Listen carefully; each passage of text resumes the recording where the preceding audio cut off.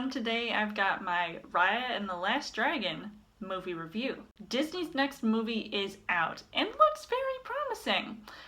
But is it still worth a watch? So as far as the story goes, directed by Don Hall and Carlos Lopez Estrada, this latest Disney animated movie, which actually got released on Disney Plus about a month ago, as well as in theaters, and one that is set in a fictional world known as Kumadra. There are several tribes of people separated by their own disagreements with one another, and the only way to unite them is with an ancient dragon. When I saw the first trailer for this movie, I couldn't wait to see, what was in store for Disney next, especially, embracing this Asian-inspired culture that we had never seen being done before. It delves into these various cultures, and I just love how they're each, special in their own way, and they all stand out, and I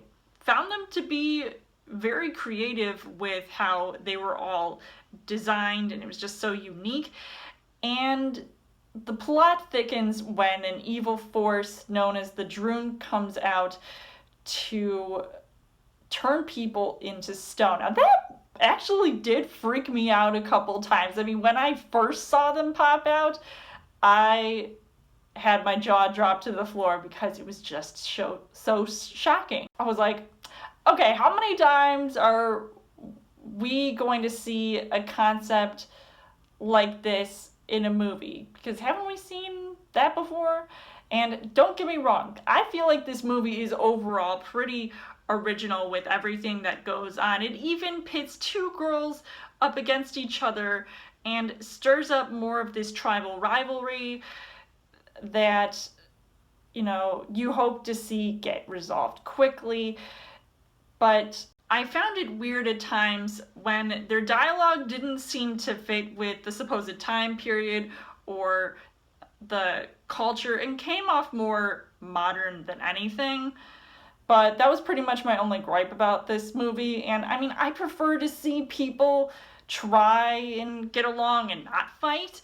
But it helps with a movie like this to bring light to consequences that come with conflicts. So as far as the casting goes, Kelly Marie Tran, who plays Raya, I think did a really good job here in this movie, and this is her first animated role after she was first seen in Star Wars: The Last Jedi. Now, while I may not have liked her character in that movie, I loved her here. I just thought she was so inspiring. She was amazing to watch and listen to, and I just really loved her and thought she really stood out to me here. Awkwafina is the dragon Sisu, who is not surprisingly hilarious and truly is animated, no pun intended, with her personality on par with both Genie from Aladdin and Mushu from Mulan. I mean, it's just so cool. I loved her, and I loved the two of them together. I think they did such a good job. Then you have Benedict Wong's character, who was a surprising treat here as well. And then there's this boy character who's energetic and always wants to help out and has these really fun ideas that are kind of quirky.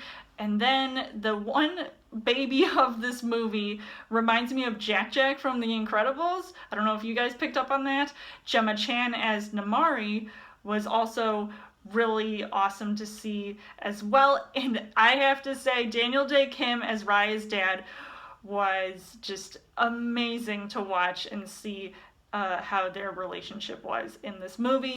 So the things that I liked about this movie, the animation, I have to say, is just top notch, and it is so detailed and colorful and just eye-popping, and everything stands out. There are a few shots in here that I thought were really well made. I mean, they are just so beautiful.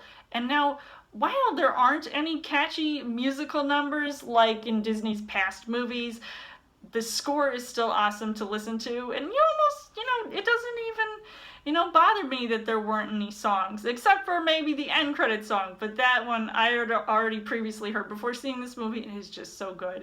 It was a pleasant change.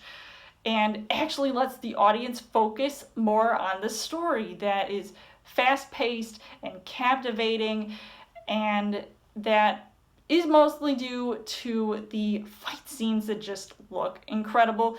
I mean, if this were a live action movie, I'd still want to see it because I think it would look just as good and well choreographed. The messaging is strong when it comes to hope and trust and sacrifice, and it was absolutely full of magic, as one might expect for a Disney movie, on par with Frozen and wonder like Moana and even Heart. So I definitely loved it for that aspect. So overall, I would say that I was just really impressed with this movie, and I was really glad that I got a chance to see it. So I would highly recommend seeing this movie. If you guys haven't, you should definitely check it out.